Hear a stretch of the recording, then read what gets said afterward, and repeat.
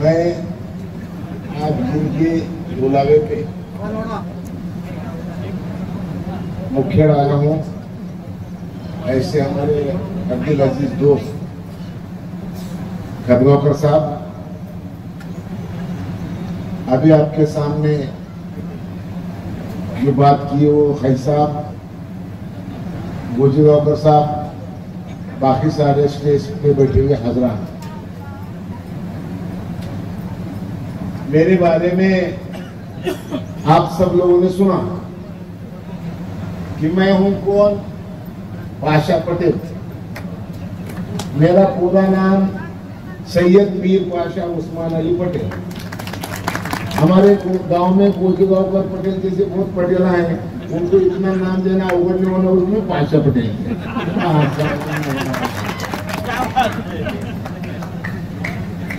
मैं 50 साल से रास्ते पे काम करने वाला कार्यकर्ता हूं।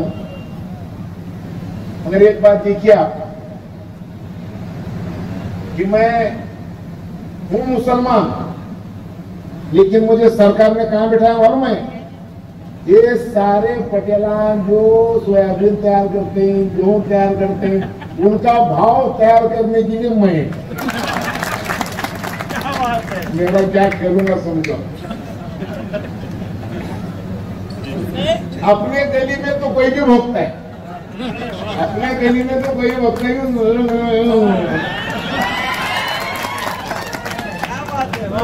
इसलिए मैं 50 साल से किसानों में काम करता हूं और सारे देश में काम करता हूं। अभी एक धोती वाला आया था, कौन था? नहीं, कोई तो धोती वाला आया, आके बोला मुझे क्या बोलते हैं?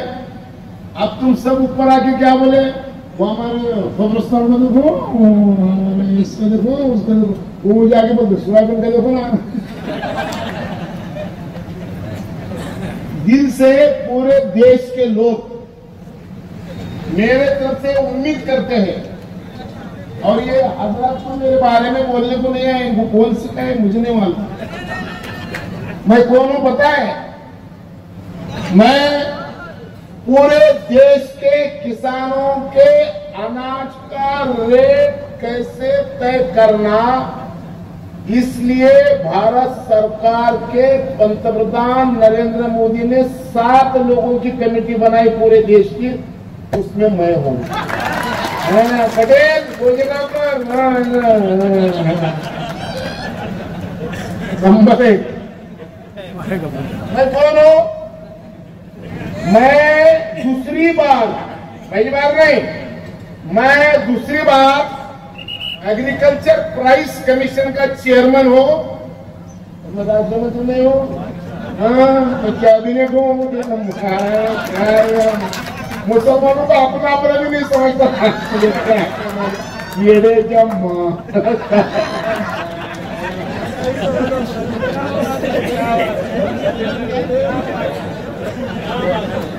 और तीसरी बात बताऊं तुमको, पाटिल पलीकडचे पाटिल, तीसरी बात सुनो, तुम जो जिंदा है ना, जिंदा अनाज महीना भर नहीं मिला तो चलता है, पानी 8 दिन मिला नहीं तो चलता है, लेकिन हवा 2 मिनट नहीं मिली तो नहीं चलता। हमारे पूरे दुनिया में एक बहुत बड़ी आफत आई है, वो आफत को समझ के काम करने वाला ये दुनिया में एक आदमी है जिनका नाम एकनाथ शिंदे है। वो कैसे कैसे बता रहा हूं मैं, वो जरा तफसीर से अगर सुनेंगे ना तुम अच्छा समझ में आएगा, इसलिए मैं आपको तफसीर से सुनाने की कोशिश करूंगा, ठीक है? तो पूरे दुनिया के इंसानों को बचाने के लिए एकनाथ शिंदे ऐसे चीफ मिनिस्टर है, Gojigaonkar chief minister environment sustainable development task force नाम का दुनिया में पहला टास्क फोर्स महाराष्ट्र में बना। तुमको सबको जिंदा रहने के लिए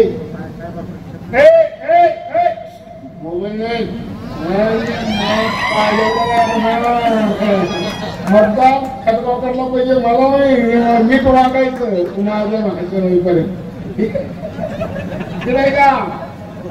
ये सुनो, पूरी उम्मत को जिंदा रखने के लिए जो जरूरी चीज है वो चीज बचाने के लिए टास्क फोर्स बना।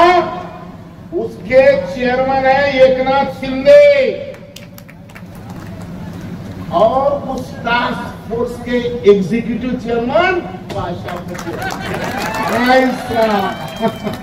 अपना छोटा खेल नहीं है, अपन बड़े खेल वाले। सुनिए क्या, अपने को 2 मिनट नहीं मिलता, लेकिन मेरा घर लातूर में, मैं रहता दिल्ली में, नहीं तो मुंबई में, लेकिन आज मैं आया सिर्फ खतगांवकर जी की वजह से।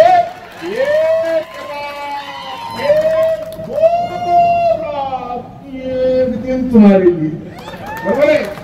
तो फिर आप देखो, 2 रात 1 दिन खर्च करके जो आया, वो लाने वाला क्या ताकत का आदमी होगा? इसलिए ना ये बाजी भस्म नहीं, ये बहुत खतरनाक चीज है। तुमको ना तुम्हारे पहले जन्म में कुछ तो भी अच्छा काम हुआ, इसलिए तुमको ये आदमी मिला। तुम आगे बढ़ो, हम तुम्हारे साथ हैं। तुम आगे बढ़ो, हम तुम्हारे साथ हैं। आशा भाई पटेल तुम आगे बढ़ो, आशा भाई पटेल तुम आगे बढ़ो। मैं पीछे नहीं देखता तो मेरा जय बोलता नहीं था।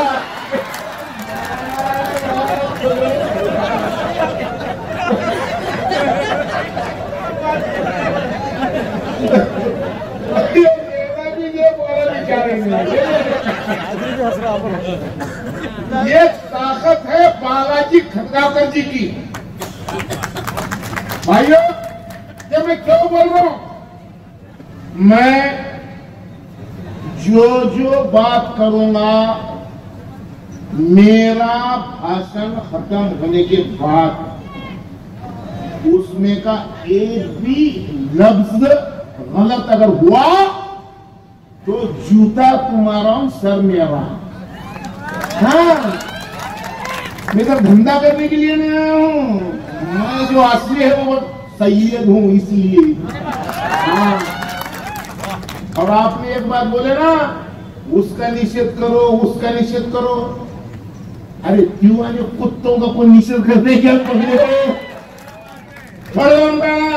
उनको तो ऐसे वो कुछ बाद में से जरा प्राइवेट में बताओ, फिर बताओ तुम्हें जो बोलूंगा।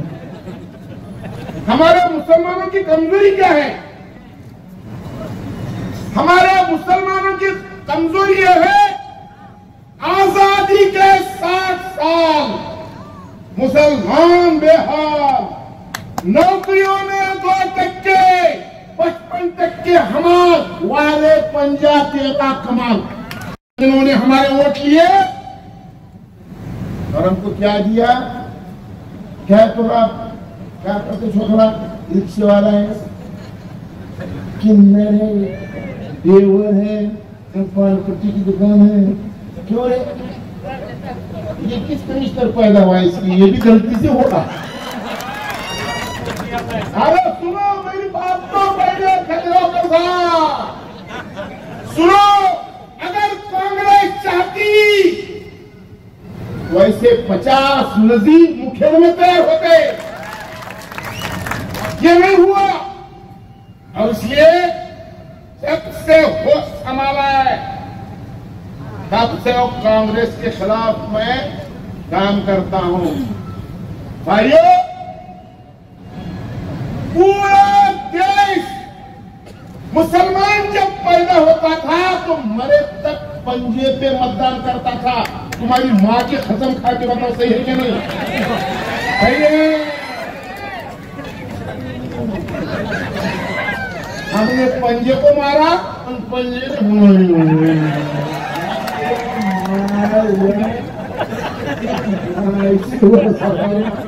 सत्यानाश करून टाकला सगळ्यांनी।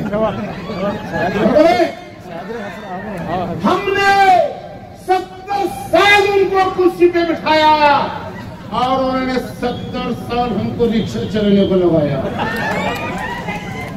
अब माहौल बदल गया है, जो देता वो नेता, जब तक देता तब तक नेता, नहीं देता भड़ में जाता। बाबा साहब अम्बेडकर ने हमारे पे एहसान किया है, हर 5 साल को घुटने टेकते हमारे पास आना पड़ता है। हम बाकी के लोग गोजेगांव का पाटिल के घर वाले धूप में वोटिंग को नहीं आते, ठंड में नहीं आते। हमारा कुछ देना सबसे आगे हम गुजरे हम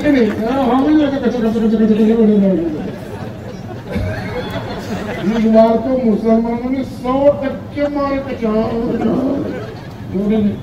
अरे काम करो, हमको नुमाइंदा होना कैसा चाहिए? हमको नुमाइंदा ऐसा होना चाहिए, ना किसी फिरके का हो, ना किसी जमात का हो, वो इंसानियत का हो। और ऐसा इंसानियत का एक आदमी बालाजी खड़गांवकर के रूप में आपके पास आया है। इसके पहले मैं एक बात बताता हूं, सुनो। विकास में हुआ ये इसका गला दुख रहा था,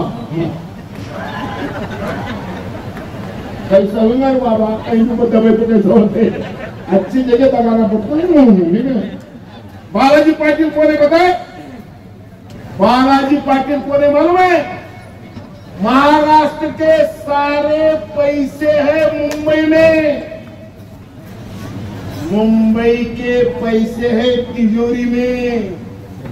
वो तिजोरी की पाइपलाइन अगर मुखेड़ को लाना है तो मुख्यमंत्री के नाक का बाल भेजना है। मैं आपको एक जबान देता हूं, सच्चा सैयद हो, तुम ना गिन गिन के तुम्हारे उंगलियां काले होंगे, कितने पैसे तुम्हारे मुखिया में आएंगे, नहीं छूट जाएंगे। मुझे मालूम है कि एकनाथ शिंदे जी, देख रहे तुम, एकनाथ शिंदे जी है, देवेंद्र फडणवीस जी है, अजित दादा पवार जी है, ये तीनों जी के साथ ये जी है। कितनी कमाल है, बराबर है। मैं 3 कैबिनेट हूं, मगर इनको सलाम करे से अपनी सही से नहीं होती।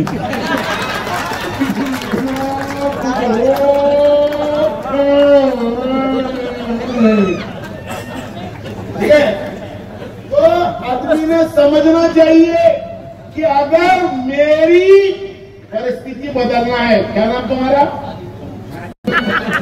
दिल्ली वाले, चुनरी वाले, बाबू वाले, जो बाबू वाला। तो हमारे सारे जो उम्मीद है, हमारी जो डिमांड है, हमारा हौसला बुलंद होना है और सरकार में हमारी आवाज जानी है, तो आवाज पहुंचाने वाला भी उतना ताकतवर लगता है।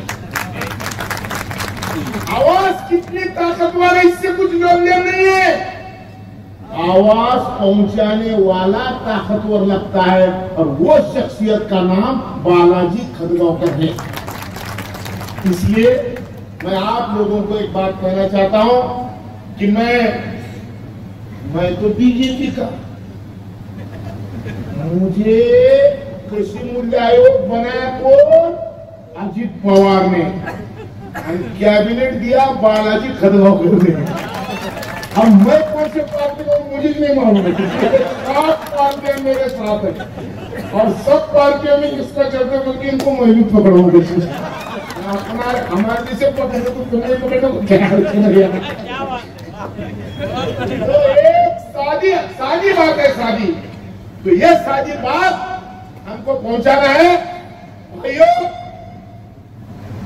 आपको कुछ चीजें बताना चाहता हूं कि मैं जब स्टेज पे पहुंच रहा था तब किसी ने कहा कि सर 3 बजे का प्रोग्राम है, लेकिन बारिश इतनी हो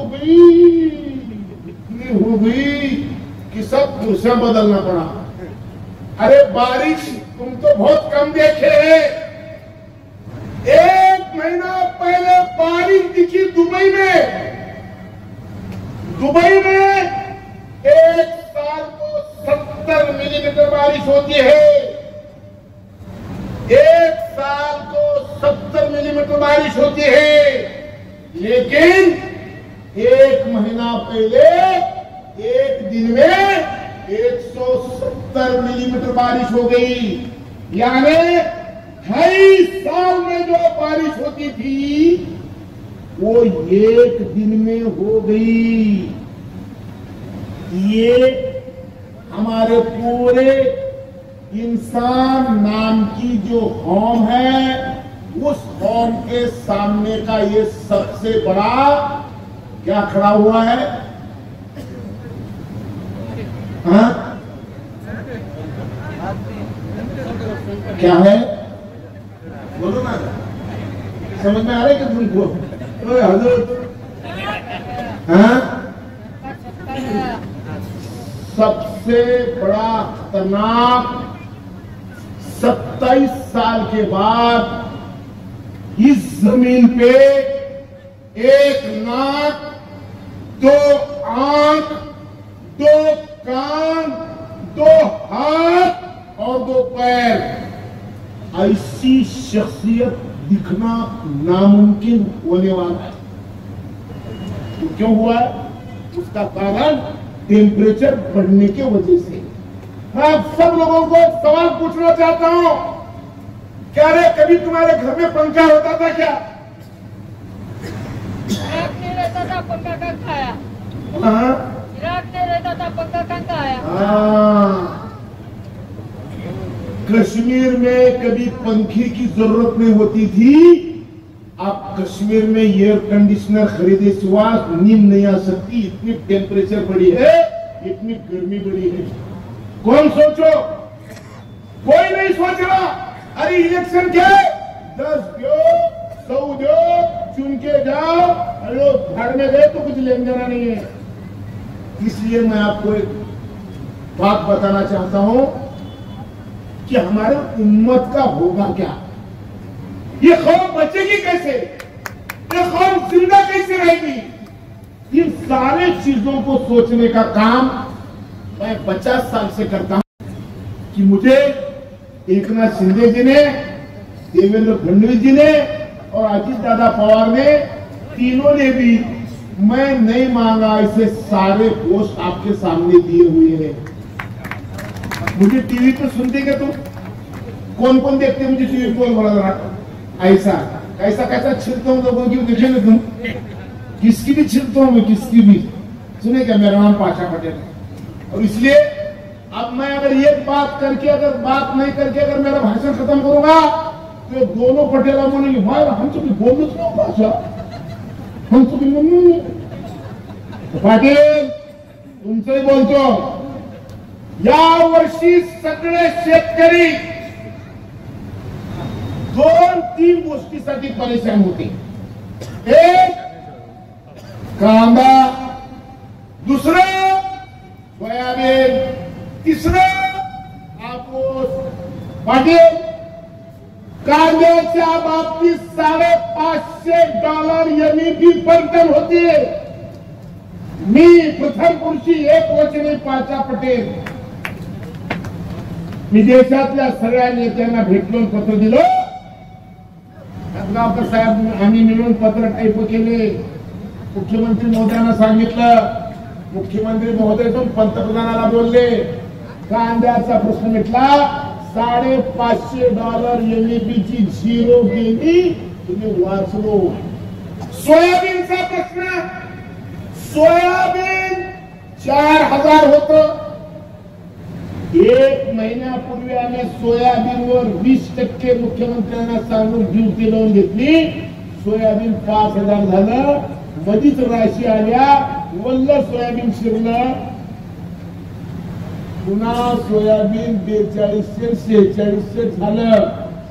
आता काय होणार आहे का? सोयाबीनचा पाठीलाचा प्रश्न का तयार झालं? आपल्या देशात सोयाबीन जे पिकतं त्याची जी पेन निघती ती पेन निघती 90 लाख मेट्रिक टन. त्याच्यापैकी 60 लाख मेट्रिक टन कोंबड्याला लागती आणि 10 लाख मेट्रिक टन जनावराला लागती. 20 लाख मेट्रिक टन शिल्लक राहते. सोयाबीनचा भाव कशावर? सोयाबीनचा भाव तेलावर नाही का? 1 क्विंटल सोयाबीन गाळलं 18 किलो तेल निघते, 82 किलो पेन निघते. सोयाबीनची लढाई भारतातली नाही. तेल आपल्या देशाला 260 लाख मेट्रिक टन लागतं. 100 लाख मेट्रिक टन आपण तयार करतो. 160 लाख मेट्रिक टन आपण आयात करतो. आणि हे 160 लाख मेट्रिक टन जे तेल आयात करतो ते मलेशिया आणि इंडोनेशियामधून येतं. मलेशिया आणि इंडोनेशियामध्ये पाम तेलाचे झाड आहेत. एकदा झाड लागलं की 20 वर्ष बद तेल गळते. त्याला नांगरायची गरज नाही, कोळपायची गरज नाही, खुरपायची गरज नाही, दुंडायची गरज नाही, फाळायची गरज नाही, काढण्याची गरज नाही. पण आपल्या सोयाबीनला वर्षाला नांगरावं लागतंय, कोळवावं लागतंय, फाळावं लागतंय, पेरावं लागतंय, दुंडण करावं लागतंय, कुळपण करावं लागतंय, कापावे लागते, गोळा करावे लागते, रासपी करावं लागते, पोते भरून आडतीला न्यावं लागतं.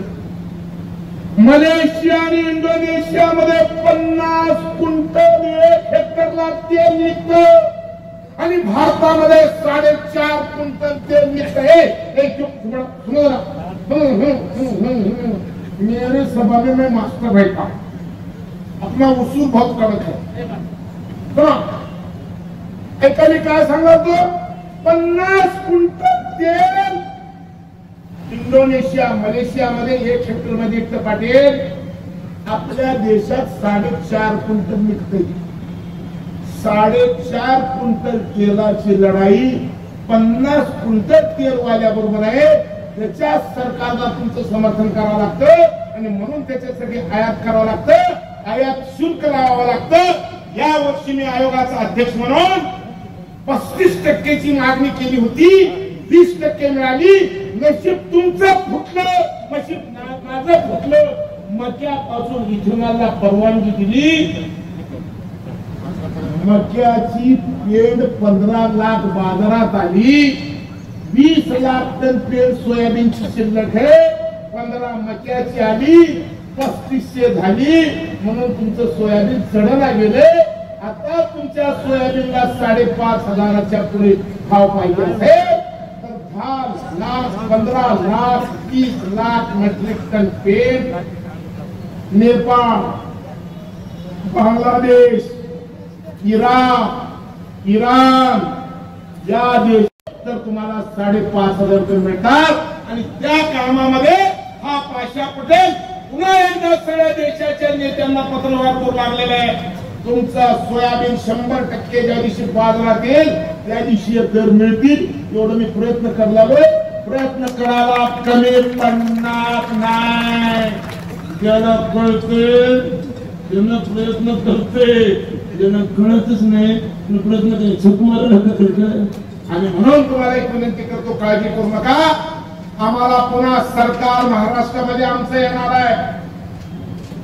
देशात तर आमचंच आहे. 5 वर्ष देशात आमचं सरकार आहे. पुन्हा 5 वर्ष आमचं सरकार येणार आणि 5 वर्ष सरकार आलं तर सरकारमध्ये 40 लोकांना पैसे घेऊन जायला परवानगी राहते. तुम्ही जर शहाणे असलो तर 40 मधले 1 निवडून यायचा. शहाणे असलो तर निवडून द्यायचा. निर्धय असलो शहाणे हो काही येण्यावर तुम्ही ठरवा. माझं काम काय? आपणाशी जे जे खावे की इतरांना सांगावे, शहाणे करून सोडावे सगळेजण. म्हणून तुम्हाला सगळ्याला शहाणा करून करायसाठी आलो होतो.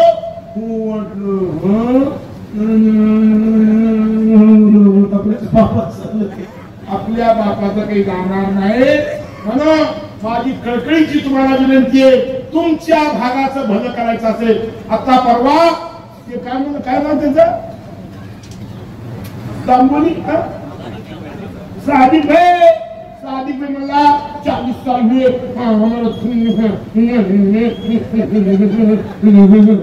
अरे कैसा रहेगा रे शादी के लिए ऐसा कैसा होगा रे शादी. अरे शादी चुन के आने के पहले ये तुम्हारे धर्म का लफड़ा क्या है मालूम है क्या? तुम्हारे धर्म का लफड़ा है. किसानों को 2 लाख रुपए मिल रहे, किसान बोल रहे 9 लाख दिए तो हम पूरा सपोर्ट करने के लिए तैयार है. अरे क्या कमाल है देखो. चुनाव का है पता नहीं, वोटिंग का है पता नहीं.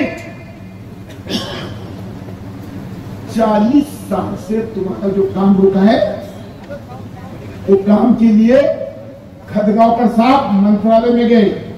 कद्दार के 10 गांव के लोग आए, मैं भी उनके साथ गया.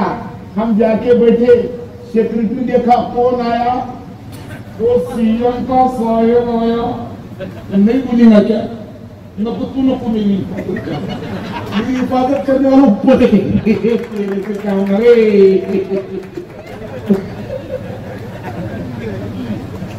40 साल का प्रॉब्लम 40 सेकंड में मिटाने वाले आदमी का नाम बालाजी खड़गपुर.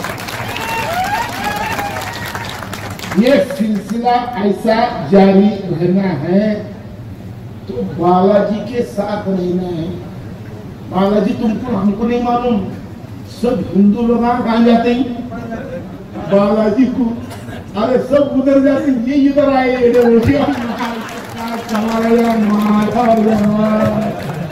आईला 3 दिवस में धक्के खात जाता